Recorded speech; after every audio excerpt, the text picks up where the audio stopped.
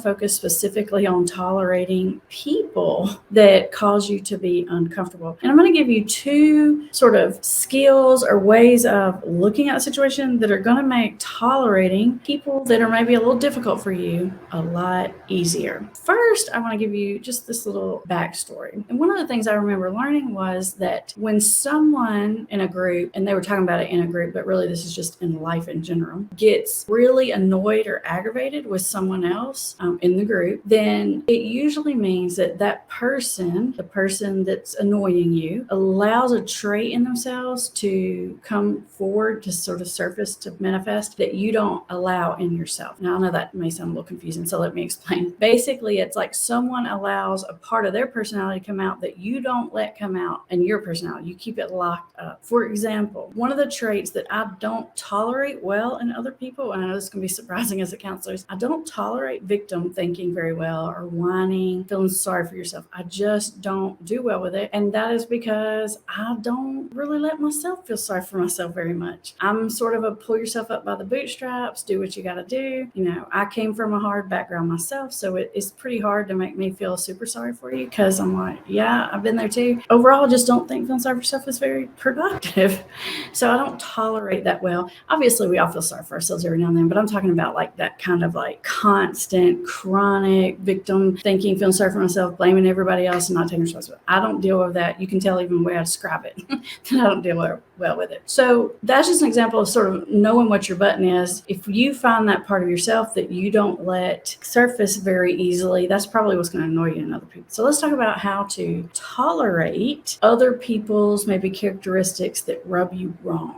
Okay. The first skill or thing that you have to do to practice that's going to make that a lot easier is holding very healthy boundaries. Now, when I say healthy boundaries, what I mean is say yes when you mean yes and no when you mean no. Don't agree to do a lot of things that you don't really want to do, because once you start doing that, then you're setting the stage. For example, if I know that I don't tolerate victim thinking very well and over whininess, then I don't engage in those kind of conversations with people, whether it's in session or in my real life. I also, as a counselor, I kind of know what clients that I do well with and what clients I don't. So I sort of steer my practice that way. Some of the other counselors do better with that. And so I know which clients to take on and which clients not to take on because of that. And that's what I mean by practicing healthy boundaries. When you don't practice these healthy boundaries, what ends up happening is you end up being more and more resentful of that person, which is then going to lead you to act out in some kind of inappropriate way, either passive aggressively or say something mean or do something not very kind. You're probably going to end up doing something hurtful if you don't hold those healthy boundaries. And one of the best ways to hold healthy boundaries is to start with them from the get-go. Getting boundaries in place when the boundary train is kind of ran off the track, it's very difficult to get it back on track. And we do, on the YouTube channel, we have a ton of videos about that. But your best bet is to start the boundaries in a really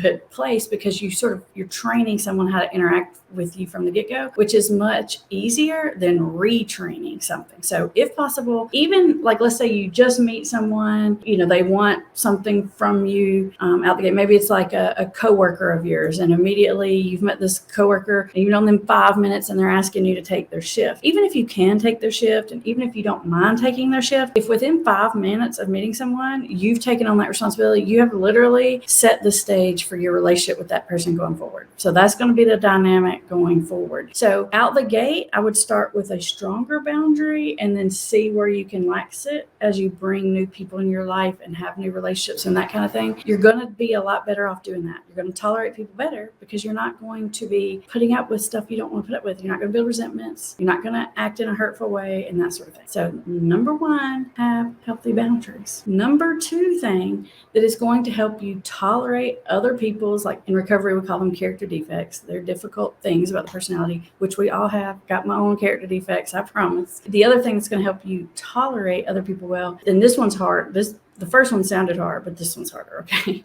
is to really try to get to know them on a deeper level. And the reason I say that is because even if you don't agree with someone's behavior, if you understand their history, you can at least understand why they think, feel and behave the way that they do. It gives you a lot more empathy if you actually understand that person.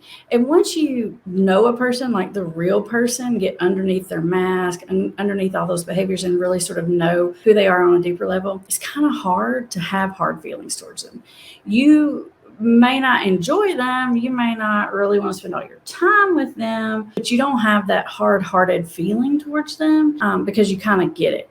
This person, if you understand why someone does what they do, it's just easier to tolerate even if you disagree with it. For example, like understanding how and why addiction happens to someone. It doesn't make you agree with it. It doesn't make you like it, but it does help you have more empathy for it, and it does help you make better decisions about it. And then once you can add in the healthy boundaries to that, now you're really getting somewhere. In recovery, there's a recovery saying. In 12-step recovery, there's a million sayings. There's like a saying for everything.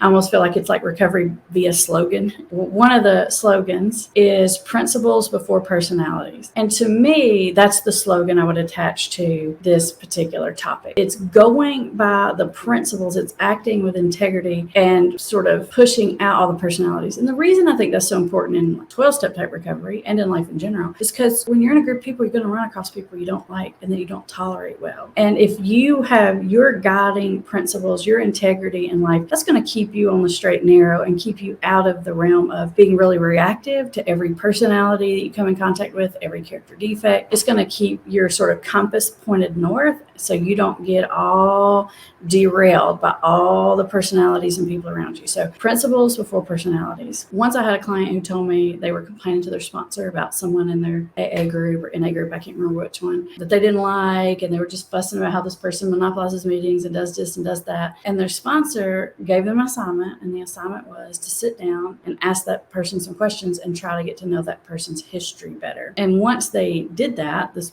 client was telling me, they really felt completely differently about the person. It's very difficult not to have some positive feelings to someone that shows you their real self. Like if you think about these days, when you watch like all these like Netflix shows and these movies, they do such a better job of character development because even the bad guys have backstories. And you can even have some empathy even for the bad guys. And the reason you have empathy, if you don't agree with them, even if you're against them, is because once you understand the backstory, you really understand why people do what they do. And I think Hollywood does a better job these days of really kind of understanding that there's not a real clear line between bad guys and good guys. It's pretty great. We all have some good and some bad in us, and those traits come out in each of us all the time. So once you understand someone's background, if you can get them to let their guard down and be honest with you and be a little vulnerable with you, you're going to tolerate them better because you're going to feel differently about them. A lot of times people ask me, how do you with addicts all day? In fact, this morning I had to take an Uber to work because my car's in the shop getting some work. And the Uber driver was asking me, what do you do? What do you do for work? And so I was telling him, and he's like, man, I just don't know how you do that all the time. I don't know how you don't burn out on that. And I get that kind of comment a lot from people, like, how do you sit in the room with people struggling with an addiction all the time? How do you tolerate that? And that's because when people show you their real self, it's hard not to connect to them. It's hard not to like them. Now, sometimes when I have clients who come in here and they're just being super fake and it's just all mask and I can't get them to take down their guard at all, it's hard to connect to them because it feels like you can feel it inside your bones. It's like, okay, we're both playing this game. But once you get people past that point and they let you see a little bit of who they are, it's like a magnetic force when someone is really genuine and really honest with you. So if you have to be around someone in your life that you're having a hard time tolerating and you're going to have to keep being around them, like maybe the first choice would be have healthy boundary and don't be around them, right? But if you can't and you have to be around them, see what you can do about getting to know them a little bit more. Engage them in a conversation. Go a little deeper. Find out more about their history. Like I said, I don't think it's going to make you like their behavior, but I think it's going to make you tolerate their behavior well. It's going to be easier for you.